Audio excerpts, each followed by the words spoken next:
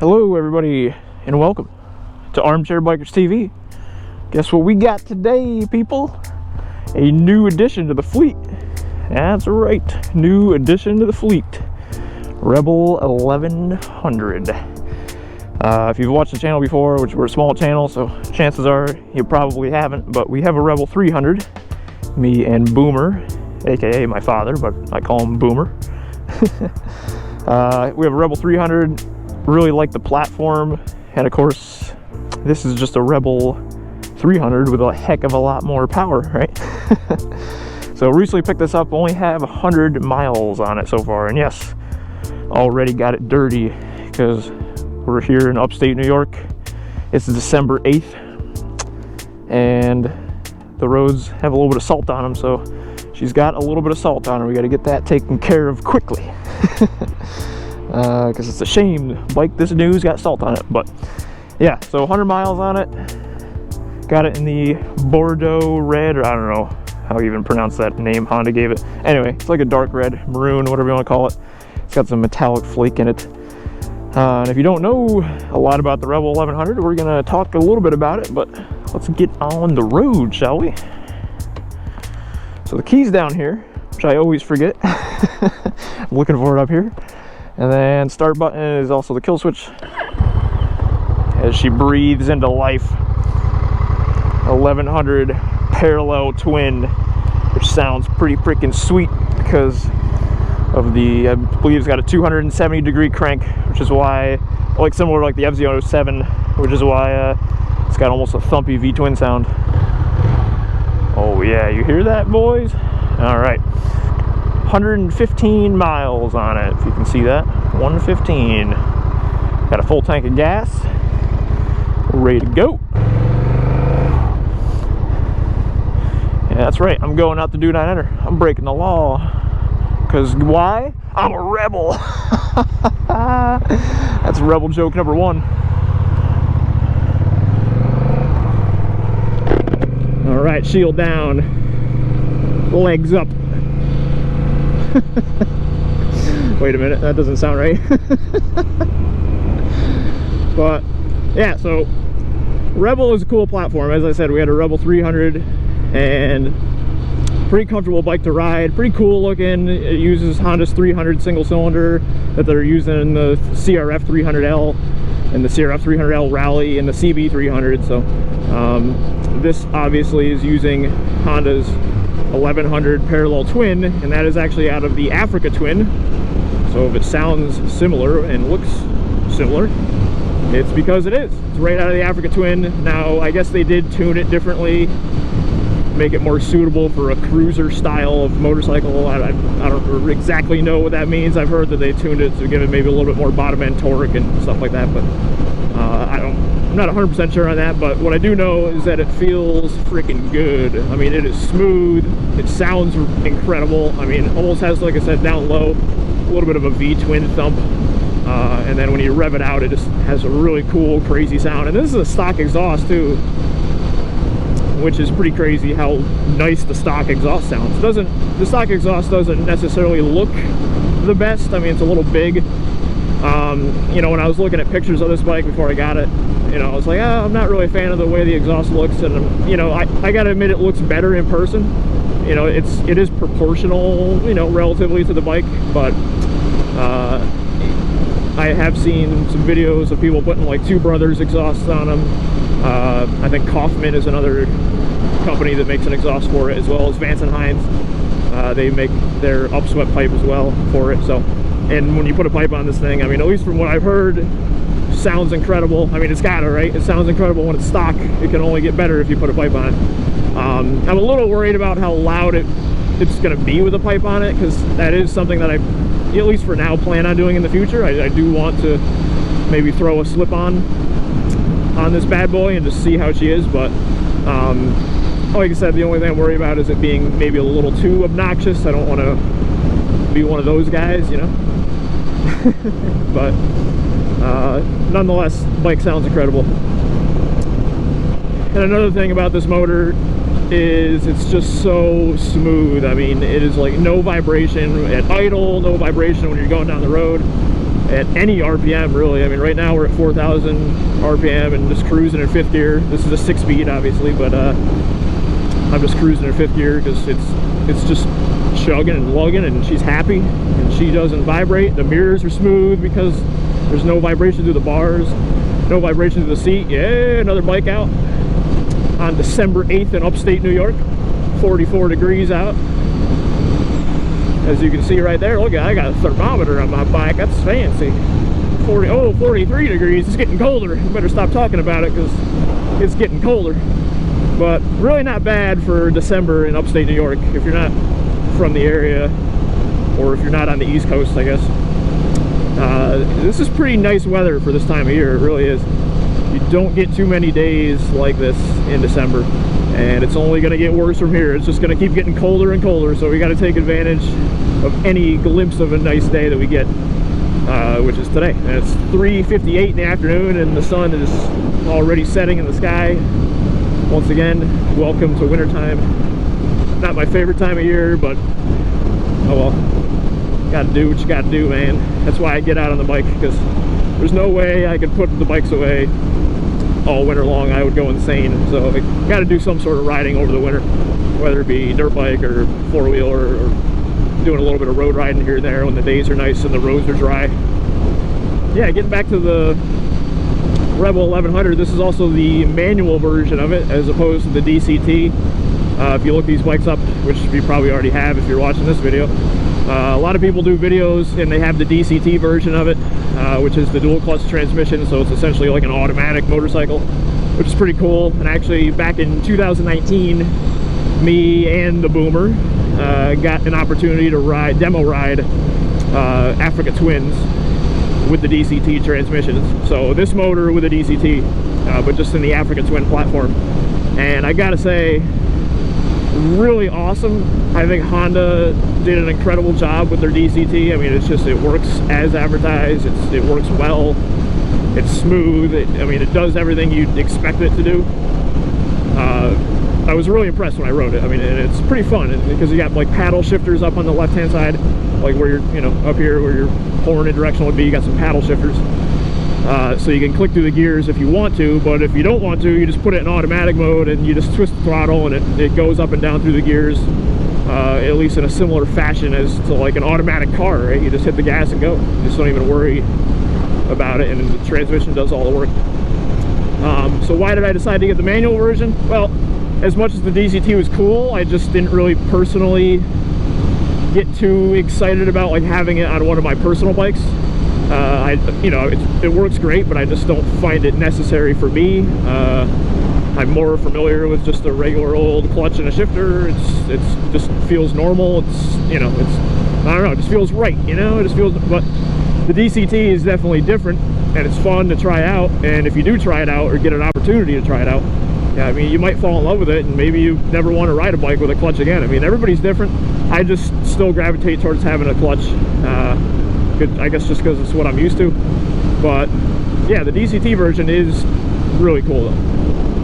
One thing I did notice with the DCT version is the side case, or the clutch case cover, sticks out like, I don't know, probably like 2 inches farther than this one. So it actually kind of, like when you sit on the bike, it rubs your ankle a little bit, which was something that I was a little unsure of. I was like, yeah, I'm not really sure if that would get annoying or not, you know, on longer rides. But yeah, this with the manual case cover's not even near my ankle. I mean, I got plenty of room on the bike, which I guess brings us into seating position.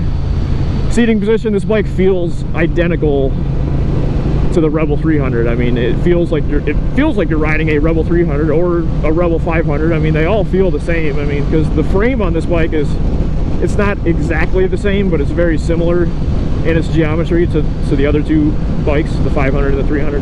So when you get on it, it really doesn't feel much different.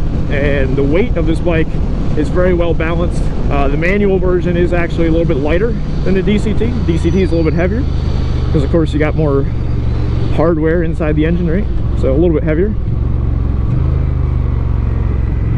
but not by much. I mean, it's very minimal. Railroad tracks. Ooh, not bad though, pretty smooth.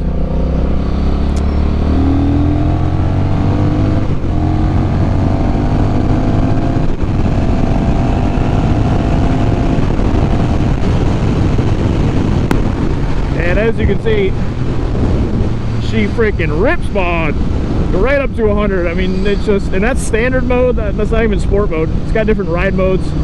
I've just left it in standard mode. I haven't even thrown it into sport mode. I'm not exactly sure. Well, I know it changes the like traction control and stuff like that. I'm not sure how much it changes in terms of like power delivery, but I mean, I guess we'll try it. All right, sport mode. So you let off the throttle and then it changes over. So I think you don't have to have the throttle closed to cycle through the modes like with the hand control, but like you have to have the throttle closed for it to like switch over into the different mode.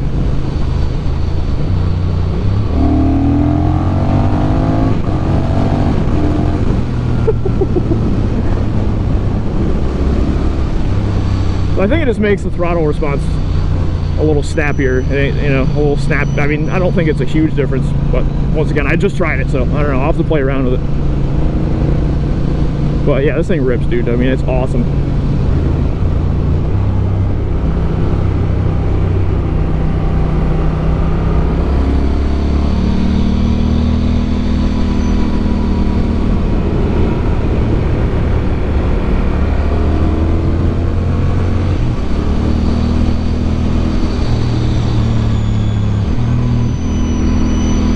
Got to be a little careful. The roads are a little wet and it's cold out. Like I said, it's now 40 degrees according to the thermometer, so I'm not going to be flying through these corners because the roads are a little bit greasy.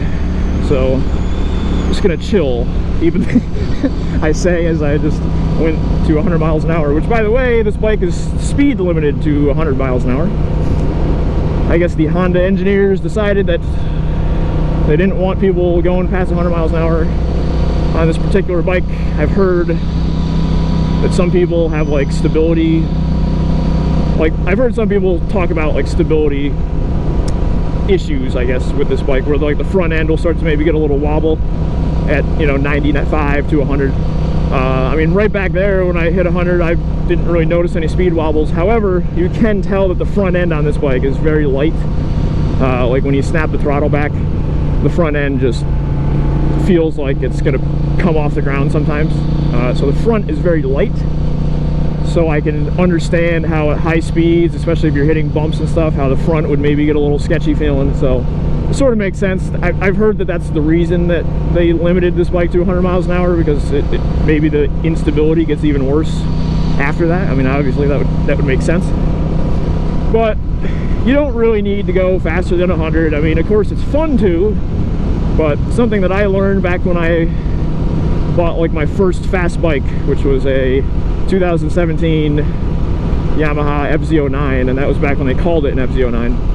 I learned very quickly that I have self-control problems, and when given a bike that exceeds the legal speeds, I can't control myself. That's just plain and simple.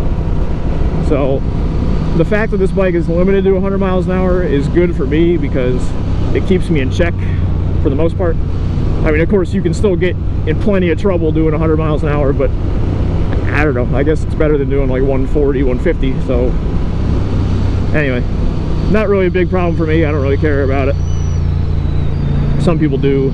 Some people have actually figured out a way to get rid of the speed limiter by using like one of those speedo healers or whatever, because basically when the bike registers 100 miles an hour on the speedometer, it like just cuts power. But if you use one of those speedo healers and like change the way that the speedometer reads, like basically make the speedometer not read the correct speed, you can that's sort of a loophole to get past the 100 miles an hour cut off. But I'm not going to do that because I'm not worried about it. It's plenty fast enough. So, but the bike feels pretty good through the corners. Like I said, the roads are a little greasy, so I'm just gonna chill, not hurt myself, hopefully. But yeah, comfortable, goes through the corners well. Wow, look at this. We got some deer in the road. Another reason why you don't want to be doing 100, right? But yeah, the pegs don't really scrape very easily. I mean, I have scraped them once already, but that was like going through an intersection, and I flopped the bike over like pretty far and was able to scrape one of the pegs. But going through like twisty roads, you know, it's doable. You can definitely scrape the peg, but it's not easy to scrape the peg, I guess. You know, like it takes a little bit of effort, and you definitely got to get the bike leaned over pretty good. Unlike some other cruisers where you're scraping the pegs without even trying, you know. So Honda allows you to have some fun with the bike and flop it over without scraping hard parts every 2 seconds. So that's pretty cool.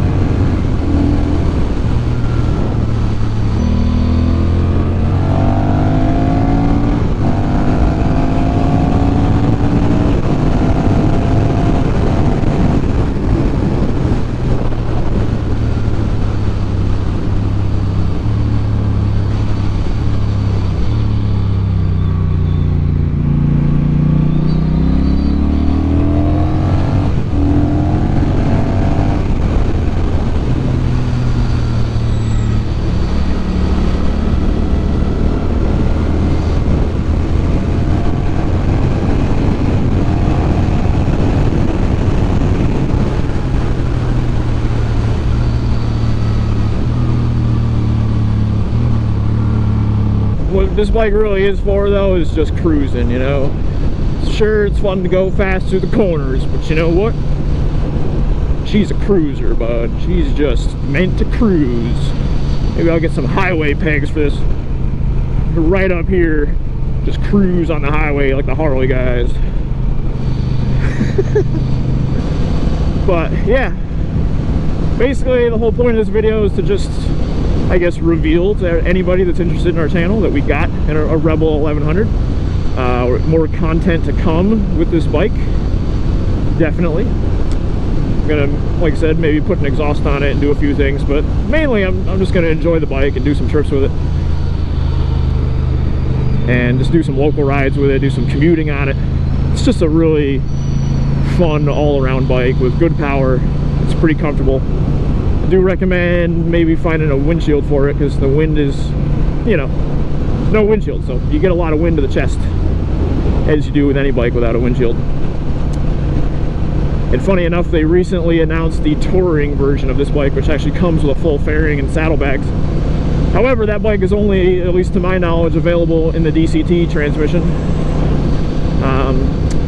So I guess you can't get that version in a manual, but I'm trying to figure out if Honda will sell that front fairing separately, because it'd be really cool to put that front fairing on this bike. Now I do know they have their batwing fairing already out for this bike, and a lot of people have put that on this, but the shape of that isn't really my cup of tea. The fairing that they put on the touring bike is like a sleeker version of that batwing fairing that Honda already offers. So I sort of like that one better, but I don't know if they're gonna let you purchase that as an accessory. Maybe you can just buy it like off the parts catalog, you know, like from a dealer, I guess. But yeah, I don't know, I'll have to figure that out. But anyway, I think that's pretty much good enough for now. You guys have listened to me ramble long enough, so I'm gonna turn the camera off probably and just continue to enjoy this bike, put some miles on it, and enjoy the cold weather here in New York. Well, that's what you gotta do, man. That's what you gotta do if you want to get out on the road.